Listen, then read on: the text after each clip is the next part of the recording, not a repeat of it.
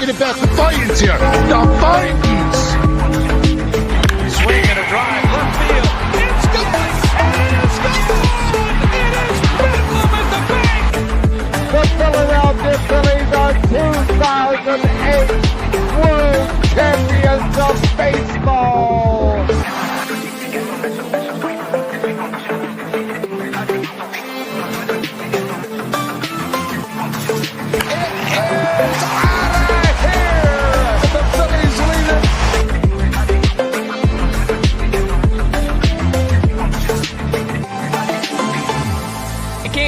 Podcast right here. You already know. Go fucking subscribe. Go follow. You are now listening to the 302 Birds Phillies postgame show with Eric, Brendan, Dalt, and Ballpark Tommy. Proudly powered by TickPick. Check out the link in the bio for $10 off your first order today. Let's take it to the show. What a great overall win. What a great way to bounce back just from a couple of games of mediocrity and just absolute piss poor hitting and base running. The Phillies looked great tonight, and I really do think that they're bouncing back from that Met series. They're on the right track. They're slowly getting to where they need to be, where they're mixing long ball with small ball. They win 7-2, so overall, again, great win. And we're going to break it all down. But Phillies win 7-2. What's up, everybody? Eric, also known as Shard, here with the 302 Birds Phillies post-game show. And Fratty, man, what a great dub. 3 home runs in the game, couple of small ball runs. I'm impressed, man. What did you think? Oh, man, I've been very impressed lately. It's the first time we've won the first 2 games of a series since... Well, we beat the Cubs 2 out of 3, but that was the last 2 games. The first time we started off a series with 2 wins since like April, I think it was right before Easter against Miami. It's about almost a week and a half ago. And we already won the series against Washington. The hitting's really coming alive last couple games. Last 3 out of 4 games, actually, because the offense has been coming alive. We ended April, last 4 days of April. Well, actually, last 4 out of 5 days April, not including the off day, with about all 4 wins. We ended April on a strong note. We're 4 games over 500 for 30 games. We're like 17-13. These guys are starting to turn the corner, and I had a feeling right after that first win when they scored 10 runs. I have a feeling the Phillies were going to start turning the corner again, and it's really showing that something's saving the season, whether it be me, whether it be Santa Claus. So, I mean, I think the team is just starting to vibe with the whole. As soon as Turner seen Santa Claus, everybody sees Santa Claus. They started vibing with Santa Claus. I guess all of a sudden the miracle happened. Right. Yeah, I saw Santa was at the game the other night, so maybe Santa brought his festive cheer and helped to turn this season around. But getting into our first topic, looking at the pitching report, Christopher Sanchez comes back from an injury. I say injury, but he didn't really go on the IL. He didn't really do any rehab. He had some arm tightness, arm soreness. He missed a start because of that. But he comes into today's game. He gets the win, 3-1 on the season. He goes 5 innings pitched tonight. He goes, let me pull this up. 5 innings pitched with 5 hits, 2 runs, both of them earned, 3 walks, 6 strikeouts. His ERA is at a 3.45. He looked okay today. I mean, he didn't look absolutely, on fire or too great. I feel like his pitch count was just a little bit high. He could have been a little bit better, but overall, I mean, decent win. After him was Jose Ruiz, 1.1 inning pitched, no hits, no runs, no earned runs, 2 strikeouts, and his ERA is at a 4.76. After that was Tanner Banks. He looked pretty decent. 1.2 innings pitched, no hits, no runs, 4 strikeouts. I mean, he just looked absolutely dominant. 3.38 ERA. And then Hernandez, he came in for an inning. He closed the game. 1 inning pitch, no hits, no runs, no walks, no strikeouts. Overall, I feel like everybody did great. Like Jordan said here, Sanchez did good tonight. I think he did good. I think my only concern was just his pitch count. I feel like his pitch count was just a little bit too high. I feel like, and even the announcer said it, if he would have gotten out of the inning a little bit quicker in that 5th inning, I feel like he could have probably went into the 6th, maybe even the 7th if he, didn't have as high as a pitch count. But, I mean, other than that, this is his first start in, a week and a half. So he looked okay. I would just like to see him get that pitch count down. But for him to come back and only let up 2 runs, I'll take it. I mean, the Phillies won 7-2. Offense was behind him. So he didn't really have to overwork himself in that aspect. But I will say this too. I'm really proud of the bullpen tonight too. I mean, I think that the bullpen is slowly starting to figure things out, slowly starting to get their act together. I was fully expecting the bullpen to come into this game and let up at least another run, maybe 2, but they came in, they absolutely shut it down, and they allowed the Phillies to score more runs without letting up runs themselves. So overall, great outing by the bullpen. This is exactly what you need to see in games where you're using 2, 3, 4 guys. So I thought it was great. I thought it was absolutely great. Friday, what did you think? Oh yeah, the pitching has been looking pretty decent. Except for what's his name? Was it wasn't Alvarado or somebody else? The only people that pitched today were Ruiz, Banks, Hernandez, and they didn't let up any runs. So what did you think about them? Oh, for them today, they look great today. I was surprised Carlos Hernandez didn't allow anything because he's been one of the top 2 worst guys in the bullpen outside of Romano this season. Which Romano, well, of course, the other night Romano had a very good start for once last night. Sunday night I meant, but overall, the bullpen is just looking great. It just these guys are starting to figure it out again. Now will it continue? Only time will tell because still got one more against the Nats. We got the D-backs coming up for a good team, and then you gotta go on 6-game road trip against interleague teams like the Rays. Gotta take that trip down to a stadium that you're not really used to playing during the regular season. And I know outside of Chicago, we've been struggling. In Washington this season, we've been struggling kind of on the road. So I have good news. It has just been announced that Ranger Suarez will make his season debut Sunday against the Diamondbacks. Ranger motherfucking Danger is back. Mr. Ranger is back. And hopefully that means that Taijuan Walker is going to be put in the bullpen or traded. I hope he's traded, but Ranger Suarez making his season debut on Sunday. I am totally excited. I cannot wait to see him pitch on Sunday. He's looked kind of dominant in AAA. His pitch count's been a little bit high, but other than that, I mean, he's been striking out people, striking out from the side, just absolutely nasty stuff, and I can't wait to see what he can do against the Diamondbacks. I mean, looking at the Diamondbacks right now, they are playing the Mets, and I think they're winning. Top of the 8th, 2-1.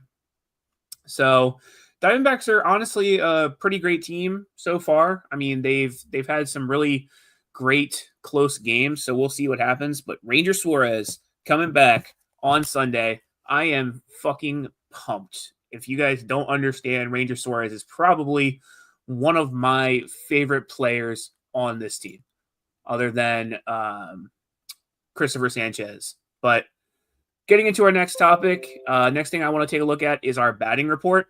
Overall, I feel like batting was pretty great today. They had 3 home runs. They scored mostly off the long ball, but Nick Castellanos did hit a single to drive in Bryce Harper. So they honestly combined small with long today. I thought it was pretty great. Pulling up the batting report, though, Bryson Stott goes 2 for 5. He accounted for 1 run here, had 1 RBI. Turner didn't look too great, but he had a 4 for 4 night last night, so I'll give it to him. I mean, whatever. 0 for 3, accounted for 1 run. He had 1 walk with 1 strikeout. Harper 1 for 3, accounted for 1 run, had 1 walk. Schwarber 1 for 3, had 1 run. He had that 3-run blast up here in the first inning. So this is exactly what I've been talking about since the beginning of the season. You keep Kyle Schwarber in that 4 hole. And this is the exact reason why. I mean, you have guys that get on base and then he drives them in. I think somebody walked and then I think Bryson Stott hit a single. So this is exactly why he deserves to be in that 4 hole. Don't have him lead off. Keep him where he is. Have him drive in those runs. And this is how you win games. After Schwarber, it was Castellanos. He was 1 for 4, had 1 RBI with 1 strikeout. Realmuto, he finally looked like he woke up. He was 2 for 4, accounted for 2 runs, had 1 RBI. He had a home run. I will say this, though. For somebody that said that, they ground into double plays at the wrong time, I just feel like JT, he kind of made up for it tonight. Don't get me wrong. He had that home run, so he did get that run back. But just there's runners on base whenever JT's up, and I feel like JT is the main culprit that grounds into these double plays. Kepler 1 for 4, 1 RBI. He had a home run as well. I'm really impressed with Kepler. I feel like he's been a better signing so far than Austin Hayes and Whit Merrifield, so good for him. Sosa, they didn't love him tonight. You guys know who I'm talking about. They didn't love him tonight. 0 for 4. And then Rojas. Rojas is just so hot. I was a little bit worried and concerned because he stole second base and just the way he slid didn't look too promising. It looked like he pulled something in his hamstring. So hopefully he's okay. He stayed in the game, but we all know that those things can kind of linger. So hopefully it doesn't come back to haunt him. 2 for 4. No RBIs, but he's just on fire, man. Like, I think he's better than Marsh. I think he deserves to stay in this position in center field. And if he can just keep hitting and keep getting on base, there's no reason why he gets sent down. No reason why he gets benched for March. Marsh, not March. Marsh. But I will say this. I'm sure Rob Thompson is still going to bench him because we all know Rob Thompson is a big fucking doofus. But Friday, man, what did you think of this offense tonight? I mean, 3 home runs in the game, some small ball being played to drive in runs. I thought it was great. Yeah, it's great. Kyle Schwarber is he's really he almost has 10 home runs in the first month of the season. Through the first month of the season. And he's really been hot the last couple games. Kepler's starting to get some more hits lately. He's starting to turn the corner a little bit. He's been doing a little bit more lately compared to early this season. So maybe he's starting to get used to Citizens Bank Park a little bit more. That's why he hit a home run tonight. What's the name? Castellanos, he could be a hit or miss guy, but he came through with a hit tonight, an RBI. Bryce Harper, not a great night by him. Overall, everybody's pretty contributing in different ways. I expect this to continue. And probably odds are tomorrow night's probably Bryce Harper will have a better game tomorrow night. And pretty much this offense knows what it's capable of. It's not a sprint. It's not a sprint, but a marathon. So we'll see if this could continue. Yeah, I agree with you. But getting into our next topic, next thing that I kind of want to talk about that's really impressive to me is that Kyle Schwarber extends his on-base streak. It dates to last season, but he launched a 3-run homer off of Washington starter Jake Irvin tonight. And with that being his 9th of the season, it extends his league-leading on-base streak to 36 games. He leads the league in this streak. He's been on base 36 times. And I think it's a cool stat. I mean, I don't want to see this end. I would like to see him just keep adding to this on-base streak. But Fratty, I mean, do you think this is impressive? Like, do you think he could set an all-time record for on-base streak? Because I do. If he can just continue to walk or even get base hits, I think he can really stretch this out and set an all-time record. I think he could. And I just thought I was going to ask you, what's the on-time? How many more does he have to go to get the all-time record? Let me look it up. Give me 1 second. Because I this is really impressive. I mean, think about records. And I know I'm going to go a little off the sort of off the kilter, but I know Joe DiMaggio has record is with the hitting streak is 56. So I'm interested to see what I think. I'm going to guess 60 something's the longest on base streak. I'm just no, it's so the longest on base streak is in MLB history was achieved by Ted Williams during the 1949 season. It was 84 games, and this streak was the result of 58 hits and 49 walks. That's going to be hard. That's why nobody has broken the record since. So that's going to be. I don't know if Kyle. I mean, sorry. It would be nice to see Kyle Schwarber break Ted Williams' record, but I don't think. If you want to know, though, to be honest, Shard, I don't think it's going to happen. I think he might. I think he'll get to 45, 50 maybe. Right. But I think there's going to be a game coming up versus a tough team where he's going to have a bad game, and he won't get on base at all. Could happen this weekend. Could happen against Tampa Bay. Could happen against Cleveland. It could happen one of those series coming up. But I think it's going to come to an end. I don't mean to be negative or any way, but it might come to an end in the next week or two. No. I mean, I agree with you. I mean, the Phillies are very streaky. I could definitely see Kyle Schwarber's streak coming to an end sometime soon. I'm going to say he gets to 47 at most. I'm just throwing it out there. It's probably not going to happen, but I say 47, but we'll see. Last thing I kind of want to talk about before we end the show, Phillies get another series dub against the Nationals. Definitely a big thing for them to get this series win, especially being in second place. I mean, you're pushing the Nationals farther down in the standings. We're 4 games back from the Mets. If they lose the game tonight against the Diamondbacks, that puts us at 3 games. Braves are 7 games back from the Mets, 3 games behind us. Nationals 8.5 games from first, 4.5 behind us, and then the Marlins are 9 games out of first, but 5 behind us. So overall, I mean, great series win, great series dub. I do think that they go for the S word tomorrow. Knock on wood. I'm not going to say it because every time I do or somebody from this show says it, it just seems like it doesn't happen. I don't know if they get the S word tomorrow. We'll see. So just keep your you-know-what in the closet. Your sweeping things. I'll say that.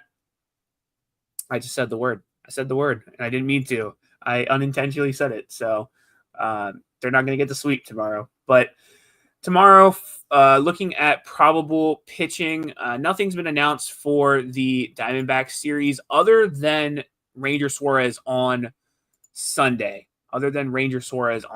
So on Sunday, it'll be Ranger Suarez, but nothing else, as you can see here, has been announced. Still TBD. Tomorrow for the Nationals, it is Brad Lord. He's 0-3 on the season, right-handed pitcher, 4.67 ERA with 13 strikeouts. And then for the Phillies, it is Taijuan Walker, right-handed pitcher, 1-2 on the season, 2.78 ERA with 20 strikeouts. And like Star Wars said here, Star Wars, we always appreciate you tuning in, dude. You are the best consecutive listener. If you want to hop on a show one day, send us a text message or not a text message, a DM on Instagram, Twitter, Facebook, whatever. And we'd love to get you on here, man. Love to get your take. But yeah, I mean, overall, I just don't think that tomorrow's going to be a great game, especially with Taijuan Walker on the mound. But I could totally be wrong. I mean, he's pitching against the Nationals, so we'll see. Nationals, in my opinion, just aren't that great of a team. We are hitting rather. I'm tired, guys. It's been a long day. You gotta forgive me with this grammar mistakes, but Brad Lord's pitching tomorrow. And I will say this, he is 0-3 on the season. He hasn't had a good start, but with that, we all know that the Phillies love really bad pitchers. And whenever bad pitchers come into Citizens Bank Park, we make them look like Cy Young candidates. So we'll see what happens with that offensively. Taijuan Walker, though, I do think is going to give up at least one or two bombs. I'm going to say it now. It's probably going to be C.J. Abrams and Josh Bell that he gives the bombs to.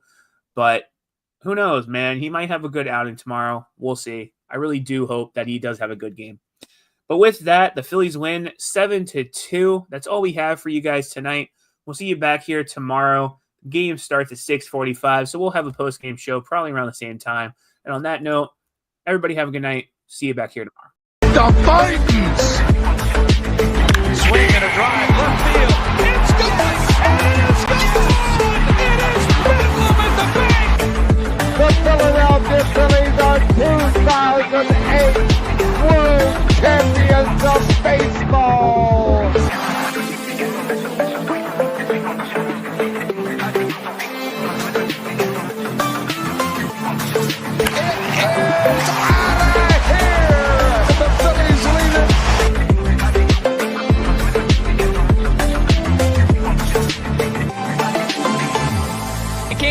Podcast right here. You already know. Go fucking subscribe.